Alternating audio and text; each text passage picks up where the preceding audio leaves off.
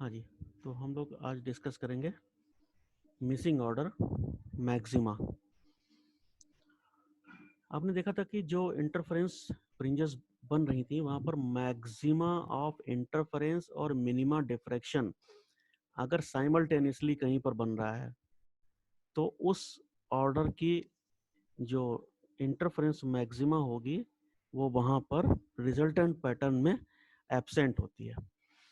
तो दोनों इक्वेशंस एक साथ सेटिस्फाई हो इसके लिए क्या देखिए, इंटरफेरेंस की मैक्सिमा के लिए यहाँ पर आप देख रहे हैं e sine theta equal to plus minus n lambda equation, ये कंडीशन सेटिस्फाई होनी चाहिए। E sine theta equal to plus minus n lambda अगर सेटिस्फाई हो रही तो वहाँ पर इंटरफेरेंस मैक्सिमा बनेगा। ये तो आपको वैसे ही मालूम है, path difference equal to even multiple of lambda by two होना चाहिए। इसको plus minus two N into N lambda by two लिख सकते हैं ना। सेकेंड, जो डिफ्रैक्शन मिनिमा की कंडीशन होती है तो a sine theta equal to plus minus m lambda. तो अगर किसी पॉइंट पर ये दो कंडीशन एक साथ सेटिस्फाई हो रही होगी, e sine theta equal to plus minus n lambda और ए साइन थीटा सेकंड वाले में ए है, ध्यान रखिएगा, a sine theta equal to plus minus m lambda जो कि डिफ्रैक्शन मिनिमा की कंडीशन है। तो एक ही साथ अगर सेटिस्फाई हो रही है कंडीशन तो वहां पर क्या होता है, रिजल्टेंट जो पैटर्न बनेगा वहां पर उस ऑर्डर की मैक्सिमा, किस ऑर्डर की मैक्सिमा एब्सेंट होगी वो हम आगे देखेंगे। दोनों इक्वेशंस को एक साथ लिखते हैं, डिवाइड करते हैं, फर्स्ट वाली इक्वेशन से सेकंड वाली को। तो लैम्डा लैम्डा कैंसिल हो जाएगा, साइन थीटा कैंसिल हो जाएगा, तो E upon A equal to N upon M, या कह सकते हैं E upon A plus B, sorry A plus B upon A equal to N upon M, है ना। तो यहाँ पर आप देख सकते हैं ई अपॉन ए की वैल्यूज एन अपॉन एम के टर्म्स में चलेंगी। जहाँ जहाँ ऐसी कंडीशन सेटिस्फाई होगी वो वाले इंटरफेरेंस मैक्सिमा डिफ्रैक्शन मैक्सिमा के अंदर एब्सेंट पाए जाएंगे। एग्जाम्पल देख लीजिए, suppose B equal to 3a। B equal to 3a का मतलब हुआ कि जो ऑपेक पोर्शन था बिटवीन द टू स्लिट्स वो स्लिट विड्थ का 3 गुना था, ठीक है ना, बी इक्वल टू 3 टाइम्स ए।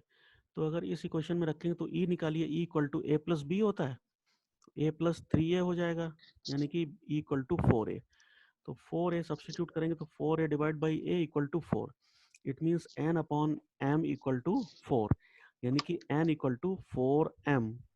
और m की वैल्यूज 1 2 3 अगर रखेंगे तो n की वैल्यूज 4 8 12 इस तरह से चलेंगी।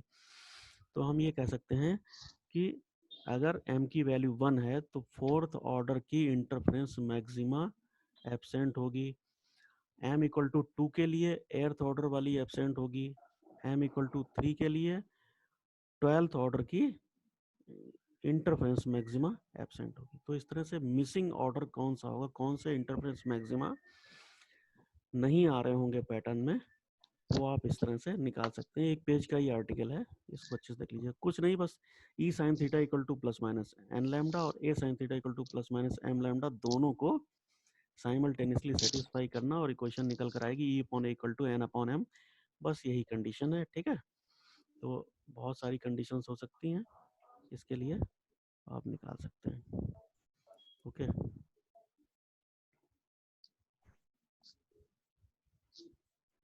तो इस तरह से ये diffraction pattern due to double slit complete हो जाता है। अब हम लोग आज डिस्कस करेंगे diffraction due to N slits. अभी आपने देखा one single slit, double slit, अब हम डिस्कस करेंगे एन स्लिट।